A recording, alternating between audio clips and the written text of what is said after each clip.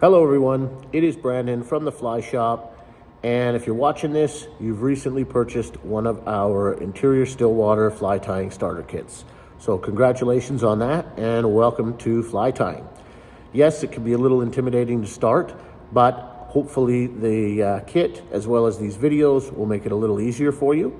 So in this series, you're going to have 6 videos covering half of the bugs you're able to tie with the kit. You'll learn all the skills needed in these 6 videos to not only tie the remaining 6 bugs in the kit, but to also tie all kinds of stillwater bugs as you move forward in your tying progression.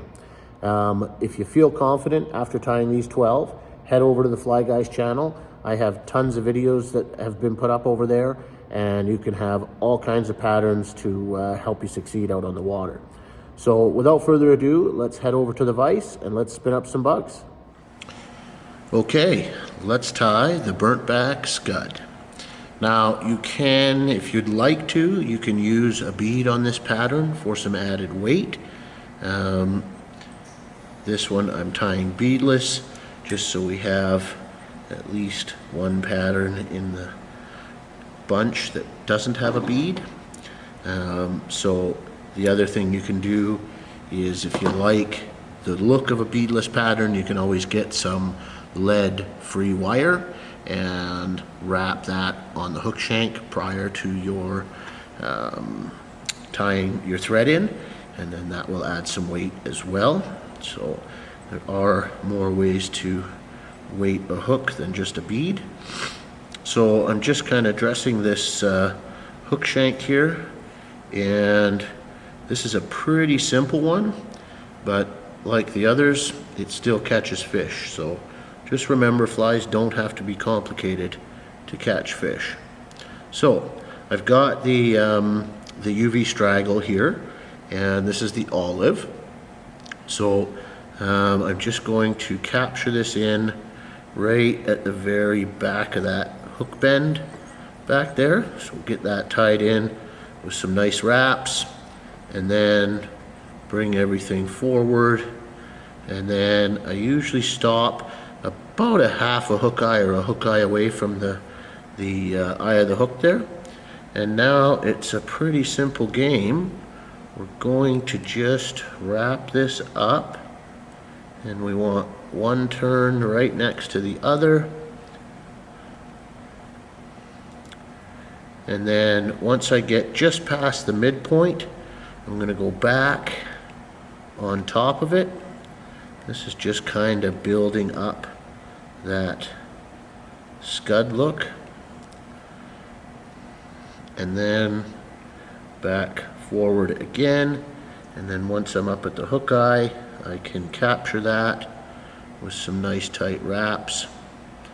Pull everything back and try to squeeze a few on the back side, just like so.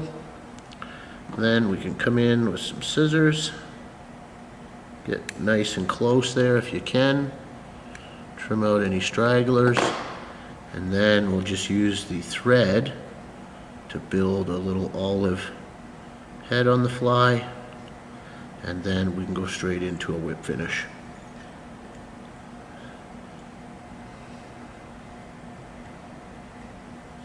So a few turns of the whip finish there, smooth out that head. Throw another one in for good measure, just like so. Now what we're going to do is kind of sweep these fibers down best I can, so kind of like so, and then come in and just give this a bit of a haircut on top. And you'll see why it's called the burnt back scud. Now I'm going to take a little bit of a lighter, and I'm just going to touch that to the top and then kind of mush it down, just like so. And that's going to create kind of our scud back without actually having to add anything on top. And as you can see, it actually takes on a pretty realistic look. So that's what the top looks like.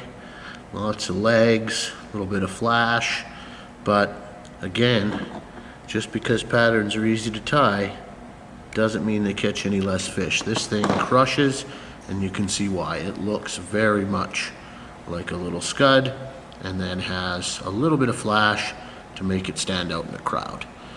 That's all there is to the burnt back scud.